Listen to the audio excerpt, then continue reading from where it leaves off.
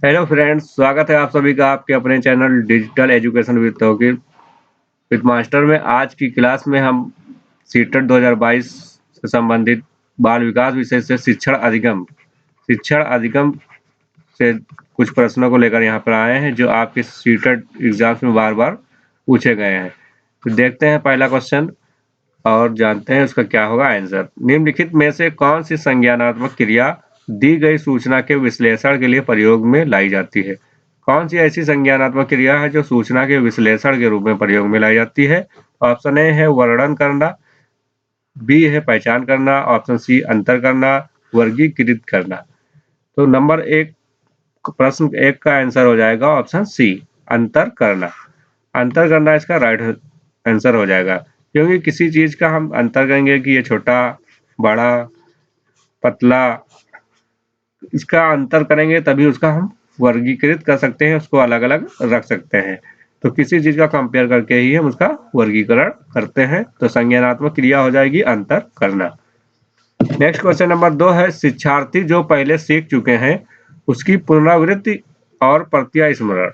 पुनरावृत्ति और प्रत्यास्मरण में शिक्षार्थियों की मदद करना महत्वपूर्ण है, क्योंकि शिक्षार्थी जो पहले सीख चुके हैं उसकी पुनरावृत्ति करना और प्रत्यास्मरण करना क्यों महत्वपूर्ण है?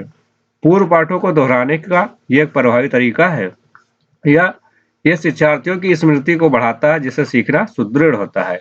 यह किसी भी कक्षा अनुदेशन के लिए सुविधाजनक शुरुआत है, या नई जानकारी को पूर्व जानकारी से जोड़ना सीखने को समृद्ध बनाता है। तो बिल्कुल राइट हो जाएगा ऑप्शन नंबर डी, पूर्व जानकारी को नई जानकारी से जोड़ने के लिए ही पुनरावृत्ति और प्रत्यास्मरण किया जाता है।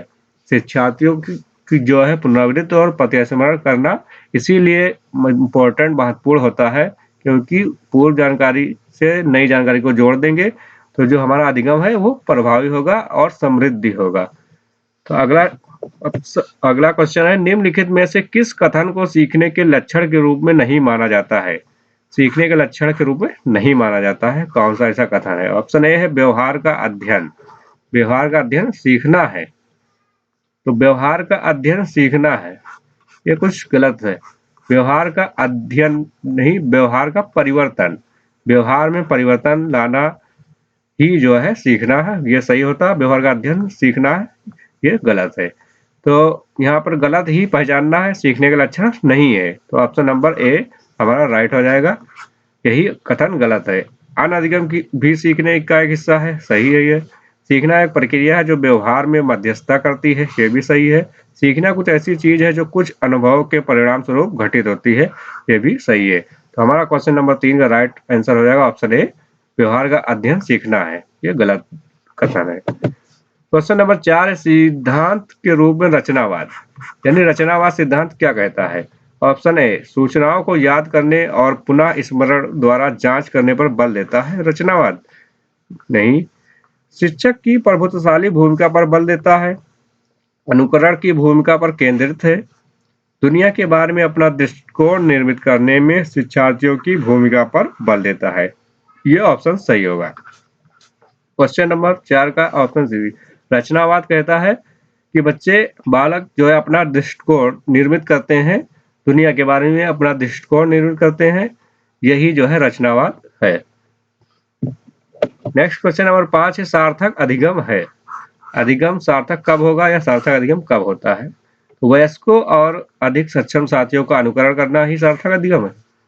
उद्दीपक और उत्तर के बीच युग्मन तथा सहचर, ये भी गलत है। उद्दीपक या अनुक्रिया होता तब यह ऑप्शन सही हो सकता था। दी गई सूचना का निष्क्रिय ग्रहण, सूचना का निष्क्रिय ग्रहण सार्थक अधिगम नहीं हो सकता है। निजी अनुभव से ज्ञान की संरचनाओं का सक्रिय निर्माण, निजी अनुभव से ज्ञान की संरचनाओं का सक्रिय निर्माण ही सार्थक अधिगम है। तो ऑप्शन नंबर डी सही हो जाएगा। नेक्स्ट क्वेश्चन, व्यवहार का करना पक्ष में आता है। व्यवहार करना किस पक्ष में आता है? सीखने के गतिक, कॉग्निटिव क्षेत्र, मनोवैज्ञानिक क्षेत्र, संज्ञानात्मक क्षेत्र या भावात्मक क्षेत्र। तो सीखना एक एक्टिव सक्रिय क्रिया है, ये हमारा सक्रिय गतिक कॉग्निटिव या गतिक कॉग्निटिव संज्ञानात्मक क्षेत्र में आएगा। तो ऑप्शन नंबर ए राइट हो जाएगा। क्वेश्चन नंबर 7 है, जब पूर्व का अधिगम नई स्थितियों के सीखने में बिल्कुल भी प्रभावित नहीं करता है तो ये क्या कहलाता है? पूर्व ज्ञान नए ज्ञान को प्राप्त करने में बिल्कुल भी प्रभावित नहीं करता है तो ये क्या कहलाएगा? अधिगम का शून्य स्थानांतरण या निरपेक्ष स्थानांतरण, सकारात्मक स्थानांतरण या नकारात्मक स्थानांतरण। तो जहाँ पे पूर्व ज्ञान जो है वो नए ज्ञान से बिल्कुल भी प्रभावित नहीं करता है तो यहाँ पे अधिगम ज्ञान का जो स्थानांतरण होता है वो बिल्कुल शून्य होता है, 0 होता है, इसलिए अधिगम का शून्य स्थानांतरण कहलाएगा। यहाँ पर बिल्कुल भी प्रभावित नहीं करेगा तो वहां पे अधिगम का शून्य स्थानांतरण कहलाएगा। तो क्वेश्चन नंबर 7 का राइट आंसर ए हो जाएगा। क्वेश्चन 8 है, निम्नलिखित में से कौन सा सीखने का क्षेत्र है? अनुभविक, भावात्मक, आध्यात्मिक, व्यवसायिक। तो सीखने का क्षेत्र होगा वो भावात्मक होता है, सीखने का क्षेत्र भावात्मक होगा, तो ऑप्शन बी राइट होगा। क्वेश्चन 9 है, निम्नलिखित में से कौन सा शिक्षक से संबंधित अधिगम को प्रभावित करने वाला कारक है? अधिगम को कौन प्रभावित करता है? बैठने की उचित व्यवस्था प्रभावित करेगी, या ऑप्शन बी है अधिगम संसाधनों की उपलब्धता, संसाधन की उपलब्धता है तो अधिगम प्रभावित होगा, या विषय वस्तु अधिगम अनुभव की प्रकृति, दोनों विषय वस्तु और अधिगम अनुभव की प्रकृति या विषय वस्तु में प्रवीणता। कौन सा ऑप्शन सबसे सही होगा? क्वेश्चन नंबर 9 का राइट आंसर ऑप्शन डी हो जाएगा, प्रवीणता। विषय वस्तु में प्रवीणता है तब अधिगम प्रभावित होगा। अगर प्रवीणता नहीं है तो व्यवस्था अगर अच्छी है, संसाधन भी है, अनुभव है तो कुछ नहीं होगा, जब तक कि विषय वस्तु में प्रवीणता नहीं होगी शिक्षक के लिए, शिक्षक से संबंधित है।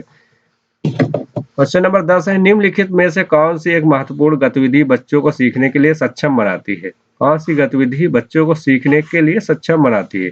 संवाद, पुरस्कार, व्याख्यान, निर्देश। निर्देश नहीं बनाएगी, व्याख्यान भी नहीं, पुरस्कार से पुनर्बलन होगा, और संवाद इसका राइट आंसर हो जाएगा। संवाद ही सीखने में सक्षम बनाता है। ऑप्शन 11 है, क्वेश्चन 11, एक शिक्षक अपने विद्यार्थियों को सदैव इस रूप में सहायता करते हैं कि वे एक विषय क्षेत्र से प्राप्त ज्ञान को दूसरे विषय क्षेत्र के ज्ञान के साथ जोड़ सके, दूसरे विषय के क्षेत्र के ज्ञान के साथ जोड़ सके। इससे किस चीज में बढ़ावा मिलेगा? पुनर्बलन में, ज्ञान के सहसंबंध और अंतरण में, वैयक्तिक भिन्नता में, या शिक्षार्थी स्वायत्तता में। तो एक क्षेत्र में प्राप्त ज्ञान को दूसरे विषय क्षेत्र के ज्ञान के साथ जोड़ना ज्ञान के सहसंबंध और अंतरण को बढ़ावा देता है। और क्वेश्चन 11 का राइट आंसर बी हो जाएगा। निम्न में से कौन सी अधिगम की एक विशेषता नहीं है? अधिगम की विशेषता नहीं है। अधिगम व्यवहार में अपेक्षाकृत स्थायी परिवर्तन करता है, सही है। अधिगम प्राणी की अभिवृद्धि करता है, यह भी सही है।